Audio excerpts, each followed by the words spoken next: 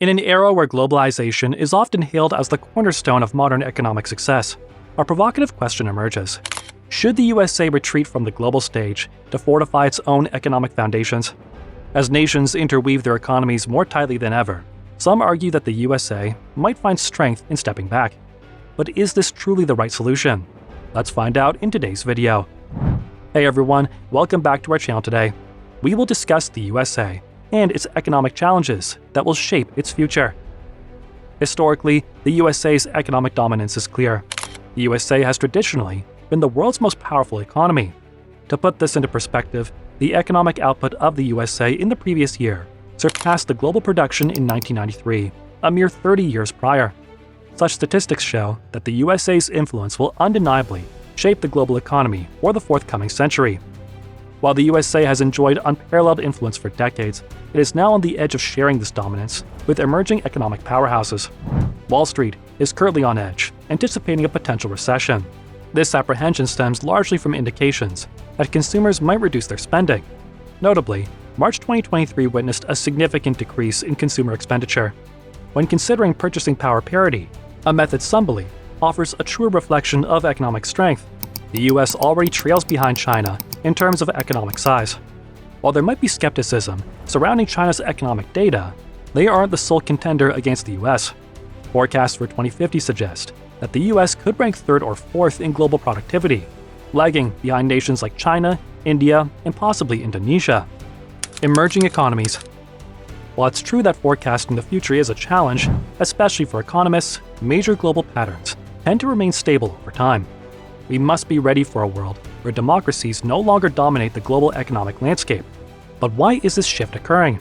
A prevalent belief among analysts and many economists is that nations like China and India have larger populations. As these countries gain access to advanced technology and education, similar to Western nations, their citizens will likely achieve similar individual productivity levels, leading to heightened national productivity. The idea is simple. There's nothing wrong with thinking the US might not always be the top economy. In the past, it wasn't. If China and India become the biggest economies, it's like returning to how things used to be. But is this change guaranteed?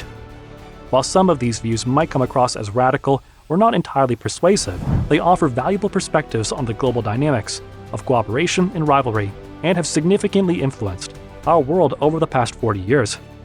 If you want a deeper understanding of the subject, we have already made a video on whether the USA is still a superpower, which discusses emerging economies. The link is mentioned in the description box below. Let's continue. So, what makes it crucial for the USA to stay atop the global economic ladder? Would sealing its borders and not paying its debts contribute to this claim? And did previous policy choices pave the way for other nations to reach their current heights of success? To gauge countries' performance, macroeconomics experts may use linear regression analysis. This helps them understand the impact of one factor on another, like how increased government involvement might influence economic growth. Some renowned economists point to certain policy decisions in the latter half of the 20th century as reasons for the USA's decline in global competitiveness.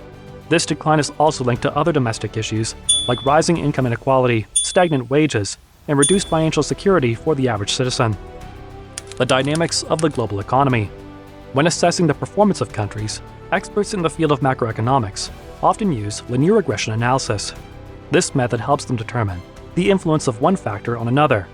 For instance, they might examine if increased government intervention is beneficial or detrimental to the market dynamics. A comparative advantage arises when two economies have varied strengths in production factors. Take China and the USA, for instance. China can manufacture more goods using the same resources as the USA, giving it an edge in those products. Let's simplify these resources to just monetary terms for clarity. Given $1 million US, China might produce 50,000 microwaves at $20 each. After shipping, these microwaves would cost $25 each in the USA and retail at $50, leaving a $25 margin to be divided among the supply chain players. On the other hand, with its higher labor costs and less efficient manufacturing for such goods, the USA might only produce 30,000 microwaves with the same $1 million. Hence, it's logical for the US to import Chinese microwaves. While this means that US consumers enjoy affordable products, and China boosts its local industries, the gains are unevenly distributed, and this parity is growing annually. Beneficiary of globalization. the upsides and downsides of globalization. Globalization has been advantageous for the world, but its rewards have been skewed toward a few specific groups. 1. Multinational corporations have benefited from cheaper manufacturing hubs and expanded markets. 2. Despite facing subpar working conditions by Western standards, workers in developing nations have seen an uplift in agricultural livelihoods. Many countries like China enjoy better food access, education, and healthcare. 3. Global consumers have reaped the rewards of reduced prices for basic goods due to efficient manufacturing and global labor cost efficiencies. While these benefits are substantial, it's crucial for economists not to overlook the segments that haven't fared as well in the name of the greater good. The most impacted by globalization's downside are the non-tech manufacturing workers in developed nations, replaced by their cheaper counterparts in developing countries. This shift has contributed to stagnant wages, driven by global competition. The US government is another entity feeling the pinch. While the US has historically had a significant defense budget, a substantial portion now goes towards safeguarding global trade routes and ensuring stability in trade-critical regions. This expenditure indirectly benefits many countries, even those not allied with the US, by ensuring maritime safety and global peace. Lastly, everyday individuals not directly profiting from globalization face challenges, especially in the real estate sector. Cities worldwide, from New York to Beijing, have seen soaring property prices. Experts, like Dr. 𝐂𝐤 𝐎𝐿, suggest that a handful of globalization's beneficiaries, with their inflated incomes, are driving up property prices, overshadowing those in conventional industries. Take San Francisco, where tech-driven income surges have been notable. The city's tech giants, major US exporters, wouldn't be as influential if they catered only to the domestic market. Their global reach brings in vast revenues, which are then distributed to higher-earning roles within these companies. An employee creating globally sellable software inherently adds more value than if the software was US exclusive. This allows them to command higher salaries and afford pricier homes, overshadowing those catering solely to domestic markets. The developing economies. Technological leadership is a thing that could be improved. When the USA and other developed nations expanded globally, they shared their tech with developing countries for manufacturing purposes. These countries, especially China, are catching up, creating their tech giants and leading in sectors like electric vehicles. While this global progress is commendable, it does erode the unique edge that advanced economies once held, all for the sake of more affordable goods. Economists point out that cheaper goods are beneficial, but shouldn't compromise the foundation of a robust economy. Post-World War II, about 60% of the US GDP came from consumer spending. But since the 1980s, which many see as the dawn of modern globalization, this figure has risen to 68%. This 8% rise means that other GDP components, like investment, government spending, and net exports, have reduced significantly, emphasizing consumption over other vital economic activities. While consumption is essential for improving living standards, excessive consumption, at the cost of infrastructure and industry investment, can harm long-term economic growth. A clear example is the state of infrastructure. While the West grapples with aging infrastructure, developing nations, including China, Indonesia, and Eastern Europe, invest heavily in modern facilities, from ports to tourist spots. These investments, costing trillions, prioritize future economic growth over immediate consumer benefits. While some projects might not yield expected returns, investing heavily in the future often outweighs the risks of underinvestment. Challenge of rising debt and inflation. Debt stands as a significant hurdle. Countries like the USA and other developed Western nations are indebted, notably to certain emerging economies. The issue of household debt has surged, further intensified by income gaps, which, as previously discussed, have been magnified by globalization. As individuals grapple with escalating housing costs and living expenses against stagnant incomes, they resort to more debt to bridge the gap. This borrowing is predominantly channeled into real estate, perceived by many as their main investment. This perspective is often bolstered by numerous governments in developed countries who, through tax breaks and subsidies, try to make property investment seem more appealing than other options, such as investing in stocks that could support thriving businesses.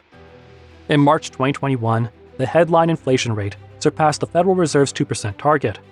By April 2023, it drifted around an annual rate of 5%. Despite these escalating prices, consumers haven't drastically curtailed their spending. Many still possess a financial safety net, with substantial savings in their bank accounts.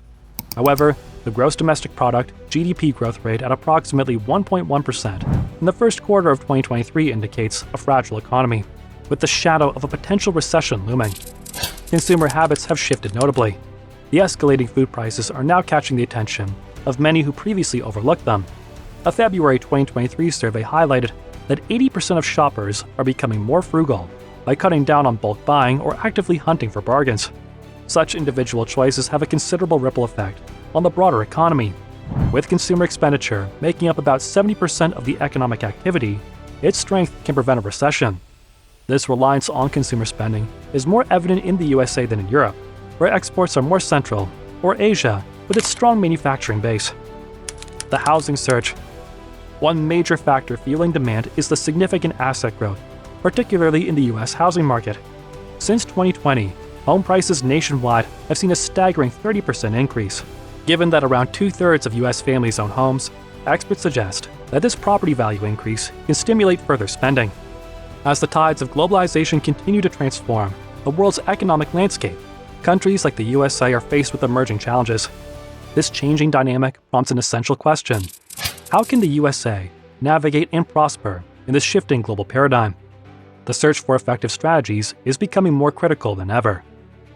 What's next for the USA?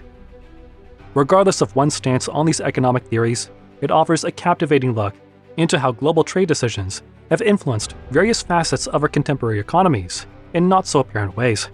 While immediate spending fuels the economy, it's truly the investments that set the stage for enduring growth and success. Balancing the two is crucial. Overemphasizing one can yield short-lived benefits, but expose the economy to future risks. A dual-pronged approach is essential for a vast and diverse economy like the USA's. A logical approach would be prioritizing investment without biasing one form over another. The US should also implement strategies that shield local sectors, particularly those that offer ample employment, rather than centralizing it among a select group of experts. We're witnessing this shift already. The momentum towards reshoring and onshoring has been evident pre-2020 and was further propelled by the pandemic. Technological advancements are also set to diminish the reliance on foreign labor, as machines increasingly produce more affordable, intricate items than the lowest-paid workers. However, the radical proposition of Dr. Moyo, along with a group of other economists, has ignited a debate that challenges conventional wisdom. They argue that the USA should consider isolating itself from the global economic arena to safeguard its economic interests.